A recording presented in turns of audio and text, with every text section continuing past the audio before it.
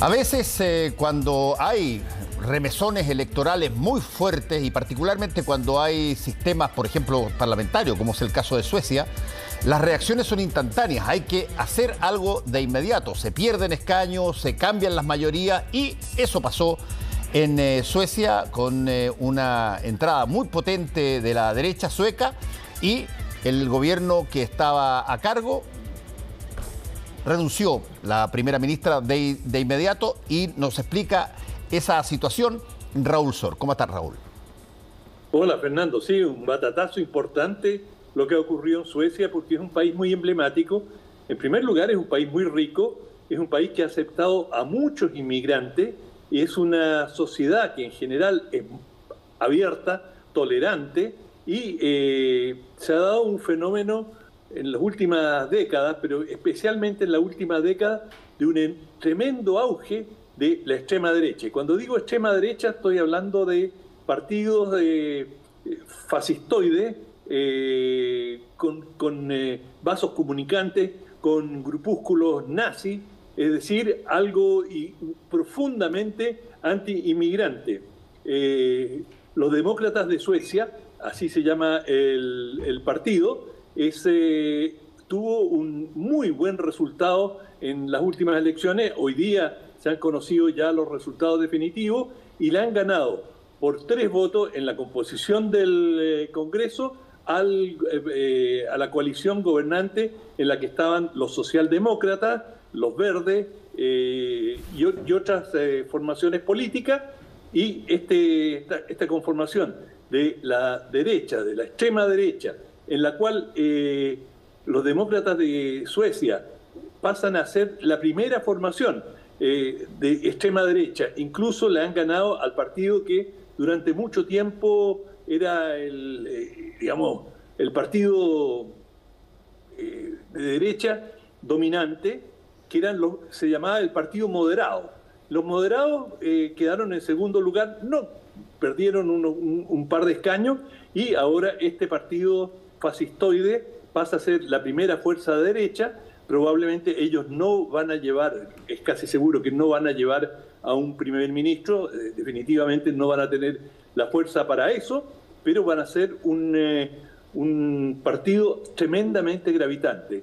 Y lo que ha pasado, este partido de extrema derecha fascistoide obtuvo 20%, alrededor del 20% de la votación.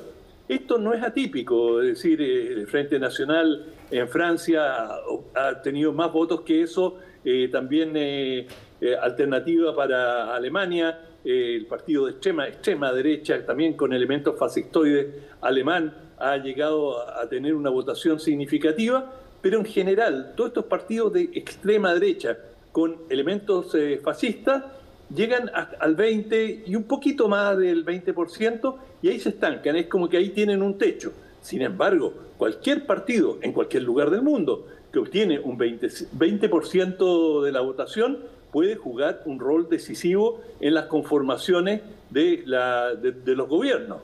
Y ahora se verá qué rol tendrán en el próximo gobierno sueco. Ahora, dime una cosa, Raúl.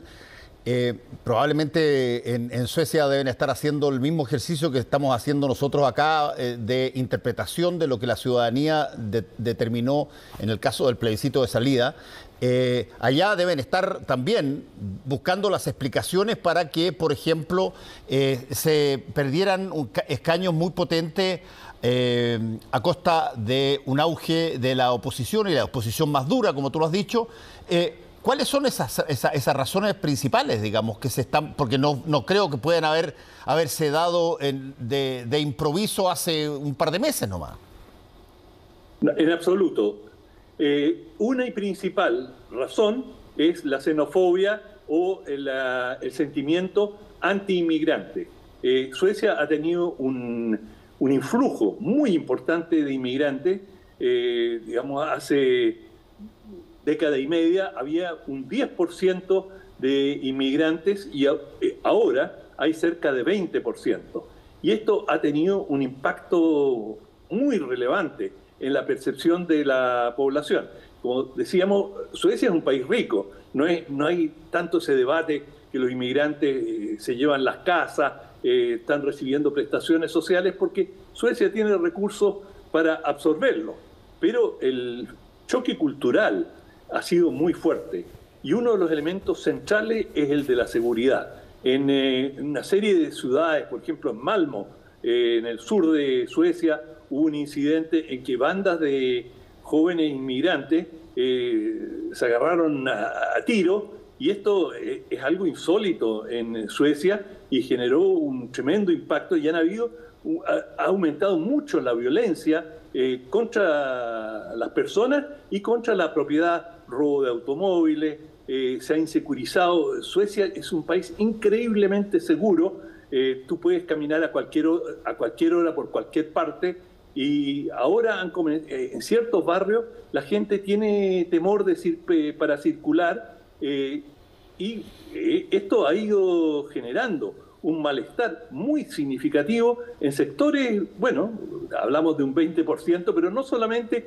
ese 20% que votó por la extrema derecha, también ese malestar está en otros sectores de la población. Como digo, no por la competencia, por los empleos, sino que por diferencias culturales. Suecia es un país muy liberal, muy abierto, con una libertad muy grande para las mujeres, y en muchos casos personas inmigrantes que provienen especialmente del Medio Oriente, de Asia, vienen de culturas muy machistas y muy agresivas hacia las mujeres, algo que está, digamos, erradicado hasta cierto punto en la cultura sueca, y eso produce muchas fricciones. Y también digamos, los conceptos de privacidad, el tema del ruido pasa a ser un tema, digamos, los volúmenes a que los suecos son increíblemente discretos, como muchos europeos del norte, muy reservados. Entonces les irrita de sobremanera que alguien ponga una música a alto volumen, una fiesta en un barrio, y todo esto va provocando fricciones importantes y hay desencuentros significativos, y esto es de esperar. El tema es que cuando los porcentajes de inmigrantes suben de una cierta cota y no hay una integración satisfactoria, esto puede convertirse en un tema de conflicto muy importante. Y lo que es igualmente relevante es el hecho que muchas veces la segunda generación, es decir, de los hijos de inmigrantes nacidos ya en el país, suelen ser más agresivos que sus padres de cara a la sociedad, en parte porque han sido educados dentro de la sociedad con todos los principios y promesas de esta sociedad, pero en la práctica no les resulta fácil recoger los frutos de su estudio, de su trabajo, y se sienten discriminados. Y al sentirse discriminados, muchos de ellos optan por una cierta militancia contraria a ciertos valores de la sociedad. Oye, Raúl, sí, yo estaba recordando que lo conversamos nosotros también en el programa hace ya bastante tiempo, que una de las cosas por las cuales Suecia sorprendió al mundo hace no poco era por esta serie de atentados que hacían, ¿te acuerdas tú? Una persona que empezó a dispararle a gente, cosa que parecía que eran de esas cosas que uno podía percibir en otros países, pero no en los nórdicos, que tienen esta, como tú lo dijiste muy bien, tienen esta lógica de ser una sociedad organizada, súper opulenta en términos de recursos, y por lo tanto que entrara alguien y agarrara a balazos a una serie de personas no se entendía. Pero eso pasó en Suecia.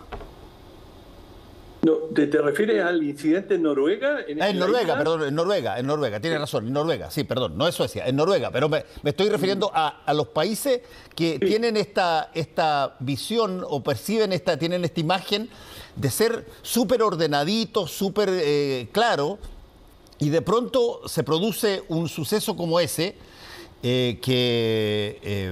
bueno, a ver, ¿cuál es la explicación? Porque efectivamente en Estados Unidos pasa como 3 o 4 veces al año, pero en Noruega, en Suecia, en Dinamarca no es una situación recurrente.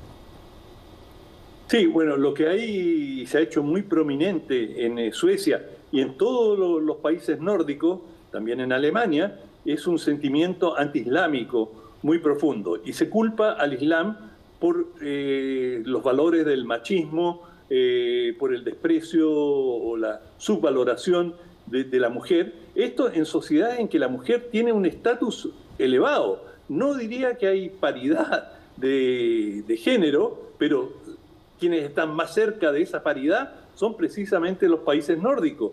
Y la actitud, si tú quieres, acosadora de grupos inmigrantes es muy rechazada. Y los grupos inmigrantes, a veces, especialmente los islámicos, tienen una actitud también racista hacia los nacionales, es decir, hacia los suecos. Es decir, es perfectamente aceptable para un padre inmigrante que su hijo tenga un noviazgo con una sueca, pero le resulta intolerable que un sueco corteje a su hija, porque ella debería casarse con un musulmán, debería casarse con alguien de su religión. Por lo tanto, hay también ahí una situación muy compleja en que se exige apertura por parte de la población local, pero los inmigrantes pueden ser también muy prejuiciosos y muy discriminadores, de manera que hay una serie de conflictos subyacentes, pero bueno, uno piensa que con el tiempo estas diferencias, esas fricciones se van limando y en forma gradual, como ha pasado en todas las sociedades, como le ocurrió a los italianos en Estados Unidos, finalmente se integran y pasan a ser parte del paisaje local.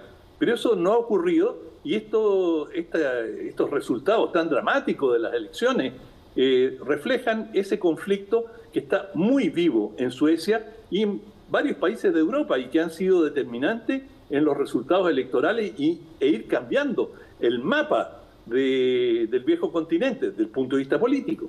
Sí, tal cual. Bueno, vamos a estar atentos a todo lo que pase y hay otras elecciones que se vienen encima también, así que probablemente vamos a estar conversando bien lueguito de situaciones y resultados en otras partes del mundo y particularmente en Europa. Muchas gracias, Raúl, que te vaya bien. La próxima es en Italia. Chao. Sí, en Italia. Viene la próxima. Gracias. Chao.